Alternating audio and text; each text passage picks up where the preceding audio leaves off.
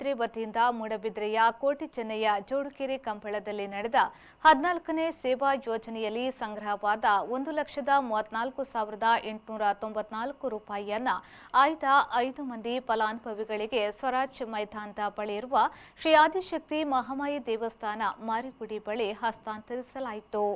ಕಣ್ಣಿನ ಕ್ಯಾನ್ಸರ್ ಚಿಕಿತ್ಸೆಗಾಗಿ ಕಿನ್ನಿಗೋಳಿ ತಾಳಿಪಾಡಿಯ 6 ತಿಂಗಳ ಮಗು ಪೂಜಿತಾ ಶೆಟ್ಟಿಗಾರ್, ಗಾಂಧಿನಗರದ ಕಡದಬೆಟ್ಟು ನಿವಾಸಿ ಹರಿಶ್ಚಂದ್ರ ಶೆಟ್ಟಿಯವರ ಕಾಲಿನ ನರದ ಚಿಕಿತ್ಸೆಗಾಗಿ, ಬ್ರೈನ್ ಸ್ಟ್ರೋಕ್ ಕಾಯಿಲೆಯಿಂದ ಬಳಲುತ್ತಿರುವ ಕಾರ್ಕಳದ ನಿಟ್ಟೆ ನಿವಾಸಿ ದಿನೇಶ್ ಅವರ ಚಿಕಿತ್ಸೆಗೆ, ಕಿಡ್ನಿ ವೈಫಲ್ಯದಿಂದ ಬಳಲುತ್ತಿರುವ ಮೂಡಬಿದ್ರೆಯ ಒಂಟಿಕಟ್ಟೆಯ ನಿವಾಸಿ ಮೋಹನ್ ದೇವಾಡಿಗ ಮತ್ತು ಮೂಡಬಿದ್ರೆ ಕೊಡಂಗಲ್ಲು ನಿವಾಸಿ ಪದ್ಮಾವತಿ ಅವರ ಚಿಕಿತ್ಸೆಗೆ ಸಹಾಯ ಹಸ್ತವನ್ನು ನೀಡಲಾಯಿತು.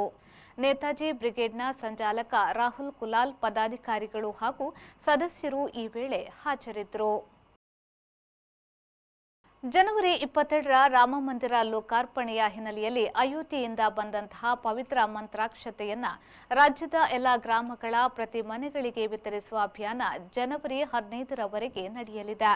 ಅಯೋಧ್ಯೆಯ ರಾಮಜನ್ಮಭೂಮಿಯಲ್ಲಿ ಪ್ರಾಣ ಪ್ರತಿಷ್ಠಾಪನೆಗೊಳ್ಳುವ ಸಂದರ್ಭದಲ್ಲಿ ರಾಜ್ಯದ ಸಾವಿರಾರು ಕೇಂದ್ರಗಳಲ್ಲಿ ವಿಶೇಷ ಕಾರ್ಯಕ್ರಮ ಹಮ್ಮಿಕೊಂಡಿದ್ದು, ಪೂಜೆ, ಹವನ, ಸತ್ಸಂಗ ನಡೆಯಲಿದೆ. ಪ್ರಾಣ ಪ್ರತಿಷ್ಠೆಯ ನೇರ ಪ್ರಸಾರ ಕೂಡ ಆಯಾಯ ಕೇಂದ್ರಗಳಲ್ಲಿ ನಡೆಯಲಿದೆ ಎಂದು ವಿಶ್ವ ಹಿಂದೂ ಪರಿಷತ್ನ ಪ್ರಾಂತ ಸಹ ಕಾರ್ಯದರ್ಶಿ ಶರಣ್ ಪಂಪ್ವೆಲ್ ಹೇಳಿದರು. ದೇಶದ ಜನರಿಗೆ ರಾಷ್ಟ್ರಪತಿ ದ್ರೌಪದಿ ಮುರ್ಮು, ಪ್ರಧಾನಿ ನರೇಂದ್ರ ಮೋದಿ ಅವರು ಹೊಸ ವರ್ಷದ ಶುಭಾಶಯಗಳನ್ನು ಕೋರಿದ್ದಾರೆ. ಸಮೃದ್ಧ ರಾಷ್ಟ್ರ ನಿರ್ಮಾಣದ ಸಂಕಲ್ಪ ಕೈಗೊಳ್ಳಿ, ಹೊಸ ಗುರಿ ಮತ್ತು ಉದ್ದೇಶಗಳೊಂದಿಗೆ ಮುನ್ನಡೆಯಲು ಹೊಸ ವರ್ಷ ಬರುತ್ತಿದೆ ಎಂದು ದ್ರೌಪದಿ ಮುರ್ಮು ತಿಳಿಸಿದ್ದಾರೆ. ಎಲ್ಲರಿಗೂ ಹೊಸ ವರ್ಷದ ಶುಭಾಶಯಗಳು. ಈ ವರ್ಷ ಎಲ್ಲರಿಗೂ ಸಮೃದ್ಧಿ, ಶಾಂತಿ ಮತ್ತು ಉತ್ತಮ ಆರೋಗ್ಯ ದೊರೆಯಲಿ ಎಂದು ಪ್ರಧಾನಿ ನರೇಂದ್ರ ಮೋದಿ ಅವರು ಎಕ್ಸ್ನಲ್ಲಿ ಪೋಸ್ಟ್ ಮಾಡಿದ್ದಾರೆ. ಹರ್ಷೋದ್ಗಾರ, ಪರಸ್ಪರ ಶುಭಾಶಯ ವಿನಿಮಯ, ಪಟಾಕಿಗಳ ಚಿತ್ತಾರಗಳೊಂದಿಗೆ ಜನರು ಹೊಸ ವರ್ಷವನ್ನು ಬರಮಾಡಿಕೊಂಡಿದ್ದಾರೆ. ಬಿಜೆಪಿಯ ಸ್ನೇಹ ಯಾತ್ರೆಯ ಫಲವಾಗಿ ಕೇರಳದಲ್ಲಿ ಒಬ್ಬರು ಪಾದ್ರಿ ಸಹಿತ 50 ಕುಟುಂಬಗಳು ಭಾನುವಾರ ಬಿಜೆಪಿ ಪಕ್ಷಕ್ಕೆ ಸೇರ್ಪಡೆಯಾದರು. ಕೇಂದ್ರದ ಪ್ರಸಾರ ಖಾತೆ ರಾಜ್ಯ ಮಂತ್ರಿ ವಿ ಮುರಳೀಧರನ್ ನೇತೃತ್ವದಲ್ಲಿ ಪಟ್ಟಣಂತಿಟ್ಟ ಜಿಲ್ಲೆಯ ನಿಲಕಲ್ನಲ್ಲಿ ಈ ಸೇರ್ಪಡೆ ಕಾರ್ಯಕ್ರಮ ನಡೆದಿದೆ. ಭದ್ರಾಸನಂ ಆರ್ಥೋಡಾಕ್ಸ್ ಚರ್ಚಿನ ಪಾದ್ರಿ ಶೈಜು ಕುರಿಯನ್ ಬಿಜೆಪಿ ಸೇರಿದ ಪ್ರಮುಖರು. ಆ ಇಗರ್ಜಿಗೆ ಸೇರಿದ ಹಲವರು ಅದನ್ನು ವಿರೋಧಿಸಿದ್ದಾರೆ.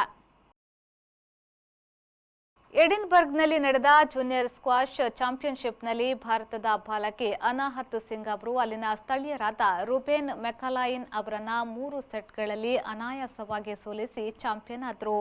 ಈ ವರ್ಷ ಅನಾಹತ್ ಸಿಂಗ್ ಅವರು ದಿಲ್ಲಿಯಲ್ಲಿ 19 ವರ್ಷದ ಒಳಗಿನ ಸ್ಕ್ವಾಷ್ನಲ್ಲಿ ಡಬಲ್ ಸಾಧನೆಯನ್ನ ಮಾಡಿದ್ರು.